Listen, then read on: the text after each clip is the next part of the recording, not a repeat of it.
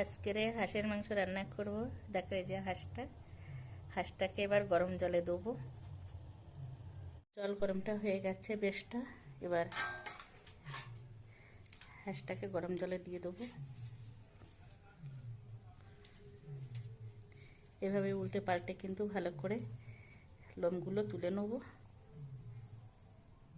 শীতের সময় হাঁস খেতে কে কে ভালোবাসো কমেন্টে জানাবে।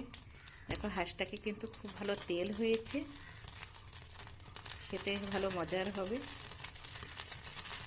পোড়ানো হয়ে গেছে, এবার হাঁসটাকে ভালো করে কেটে নেব। তেলটা দেখো কি সুন্দর তেল হয়েছে। মাংসটা কুটে নেওয়া হয়ে গেছে, এবার মশলা রেডি করব। মশলার জন্য এখানে নিয়েছি আদা, শুকনো লঙ্কা, রসুন, জিরে, এলাচ, লবঙ্গ, গরম মশলা পেস্ট বানিয়ে নেব। আলুগুলো ভেজে নেওয়া হয়ে গেছে, আলুগুলো তুলে নেব। ওই তেলে দিয়ে দেবো পেঁয়াজ,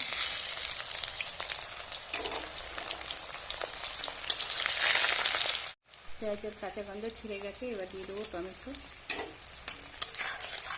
টমেটো আর পেঁয়াজটা কিছু সময় রান্না করে নিয়েছি। এবার দিয়ে দেবো মশলার পেস্ট।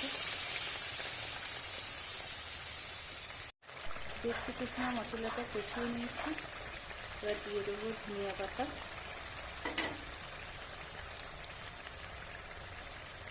লবণ,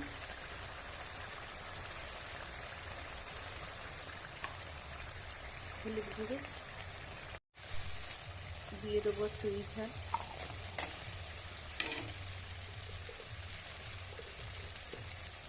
গোটা রসুন।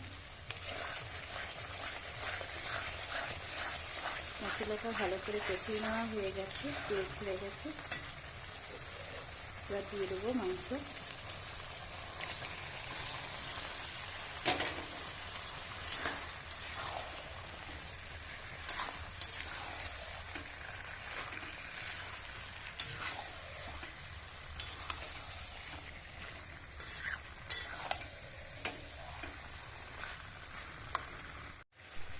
দিয়ে দেবো ভেজে রাখা আলু।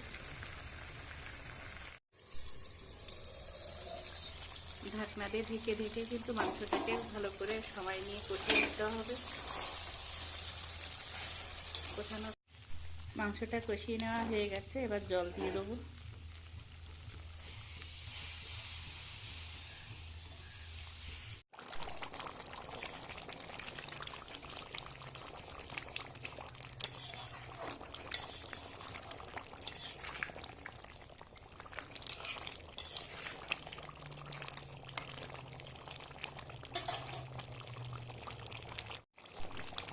মাংসটা রান্না হয়ে গেছে, এবার নামিয়ে নেব।